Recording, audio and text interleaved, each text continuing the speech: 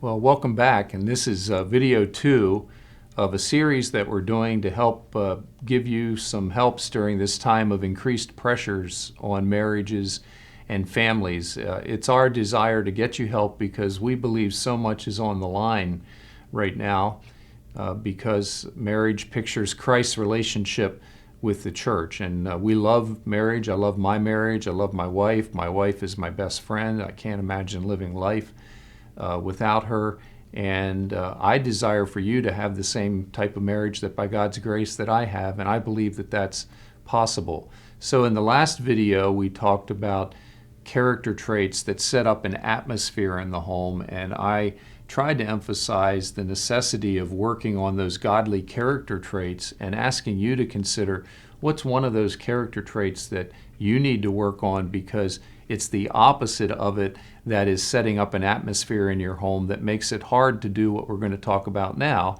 and that is practice godly relationship skills. So we've talked about character traits already. Now we're going to talk about relationship skills and the difference between the two. And you see on my diagram that in the relationship dynamics area, I now have relationship skills. And I have 6 different areas for us to talk about that help make healthy relationships. The difference between skills and character traits is, think of skills as what you do to invest in a relationship. Character traits are more about being and who you are as a person.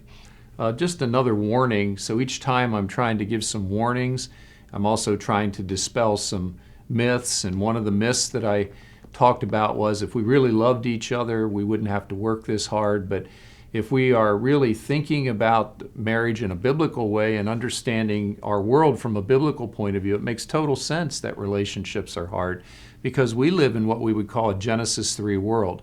I'm affected by the fall. You're affected by the fall in Genesis, the fall as we call it in Genesis 3, and what happened with Adam and Eve, and that impacts my relationships every day. So the positive side, a principle I'd like to communicate this time, is that good marriages don't just happen, they're made to happen. So let me emphasize that again. Good marriages don't just happen, they are made to happen. Well, how do you do that? Well, you invest in these 6 different relationship skills. So according to the Bible, as we talked about the last time, this is all originating with the heart. So the way I do both my character traits and my relationship skills is ultimately coming from the wants and desires in my heart.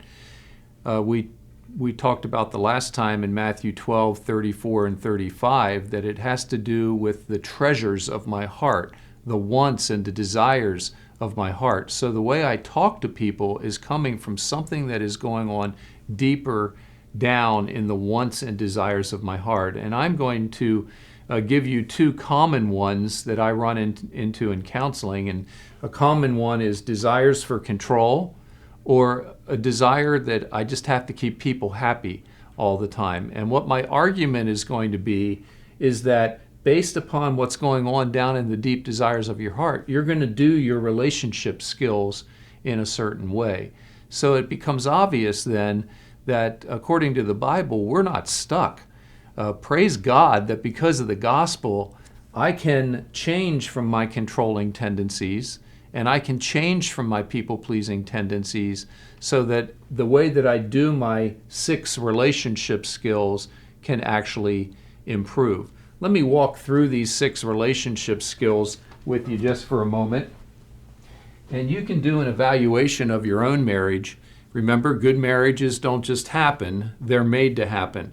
So it's up to you to invest. And you can do this regardless of whether your spouse is or not. Just a word of encouragement to you. I have seen many, many marriages saved by one spouse taking the initiative to work on being the person that God would want either him or her to be. And if you're willing to just say, okay, Lord, like Psalm 139, search me and try me, see what wicked way is in me, and say, Lord, please change my heart. And I mean that in the truest sense of the word. Lord, please change the wants and desires of my heart so that I'm living with godly motives, Christ-like motives, and I'm dying to self, because that's really what this is all about down here. I could have the word self down here, and self gets all of us in trouble in our relationships with our wants and desires. And if one of you in your marriage would just say, okay, Lord, help me be the person that you want me to be. And I've seen the Lord just use one person to save many, many marriages.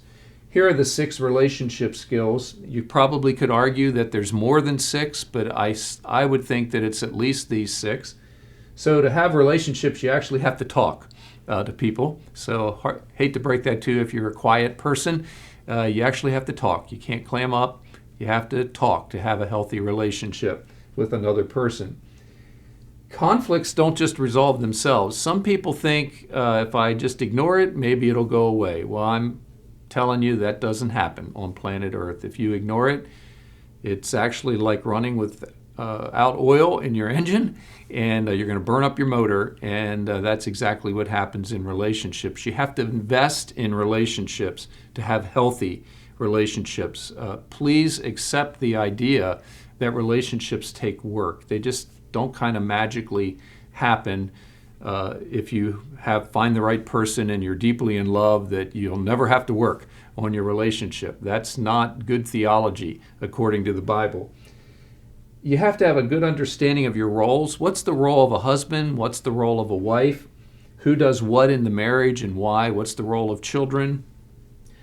Walking with the Lord together. Are you headed the same direction spiritually? So is there a trajectory spiritually in your marriage? And are you walking with the Lord together? Do you just do nice things for each other? Serving each other. So Philippians chapter 2 talks about serving, being a servant of one another. It's one of the key principles of Christianity, and just doing nice things for each other helps you invest in relationships. And then again, good marriages don't just happen. They're made to happen. You have to have hangout time. You just have to hang out together. And one of my favorite verses in the Bible is in Acts chapter 2, which talks about the founding of the church on the day of Pentecost. And it talks about Christians gathering from house to house and eating their meals together, listen to this, with gladness and sincerity of heart. And you know what I picture there? I just picture a bunch of happy Christians sitting around a table like us at Starbucks, and hopefully one day that'll resume, us at Starbucks sitting around and enjoying a cup of coffee together just because we like hanging out together. Marriages, relationships take time. So here's what I want to urge you to do. I want to urge you to do an evaluation of your marriage. When a couples come to me for marriage counseling, this is what I do. I evaluate, well, how do they communicate to one another? Do they actually know conflict resolution principles and know how to bring their issues to conclusion? Do they have a clear understanding of their husband and wife roles and how the children fit into that? Is there any type of spiritual component, and are they walking with the Lord together? Are they serving one another and just doing nice things for each other, as Philippians chapter 2 and John 13 and other passages talk about?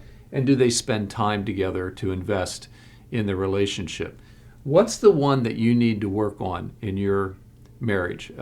Let me warn you about something I see in marriage counseling regularly, and it's this. I'm not going to work on my marriage until my spouse takes the initiative. And it's almost this attitude that I hear. Because your sin is so great against me, that justifies my sin against you. And I want to warn you that that'll kill a marriage.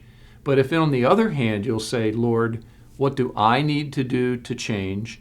That then leads to what I shared earlier in the video, that I can tell you I could tell you story after story after story of where one person in the marriage worked on being the person that God wanted him or her to be, and that saved the marriage.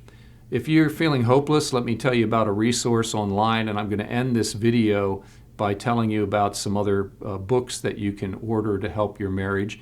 But a resource that's available on our FBC Jax website under Biblical Counseling is testimony after testimony after testimony that we have archived. And the reason I've archived them there is because we want to encourage you. I put them there when people feel hopeless, that you can go and you can read about marriage relationships or family issues that were really, really bad, and you can see how the Lord changed marriages and how he changed families.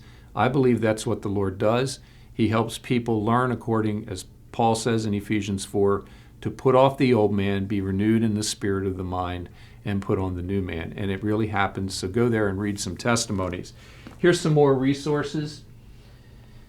So maybe for some of the ladies here, you don't understand, or you're not sure about your understanding of your role in the marriage. So there's one of the little booklets called Help, I Want to Model Submission in Marriage. Maybe you're feeling really lonely in your marriage and you don't have a relationship with your spouse. So one of the booklets is called Help, I'm So Lonely. If you're a woman and you're in a marriage that just isn't working, and maybe you're married to a man who's not a follower of Christ, there is this good little booklet called Help, I'm in a Painful Marriage. Maybe, as we've said at the top, money is the big issue that's putting a tremendous amount of pressure on your marriage. So there's a booklet called Help, I'm Drowning in Debt. And each one of these booklets has in the back practical steps to follow to help you with whatever the issue is that's being addressed from a biblical perspective. Because communication and conflict resolution are very important skills, we use a little booklet by Stuart Scott called Communication and Conflict Resolution Principles. Maybe you recognize that people-pleasing is an issue in your marriage and that influences the way you talk or the way you do conflict resolution. So the book that we use, if people-pleasing and you're just consumed about what people think of you and you're worried about your spouse and what your spouse would think if you brought up issues, and so you avoid the issues. So the book we use is called When People Are Big and God is Small. And again, it has very practical helps. For those of you that you really struggle and desire and want to keep your life under control, and you recognize if you're being really teachable and humble before the Lord, you'd recognize you have a control tendency. The book that we use is called Trusting God by Jerry Bridges. This is a great book for people who struggle with, I just feel like I have to keep my life under control. I got to keep my finances under control. I got to control my spouse. I got to control my children. This would be a great book for you to work through. And as I mentioned the last time, there's a 31-day devotional booklet or book that goes with it that would help you apply what you're reading in Trusting God by Jerry Bridges. The next two videos are going to be, we're going to zoom in and we're going to talk about conflict resolution, and I'm going to teach you a procedure that I'm excited about that works really well. Rose and I have been using it for about 20 years. We taught it to our children when they were teenagers and resolved issues with them using the pause principle based on Philippians 2:3-5. So that's the next video. Thank you.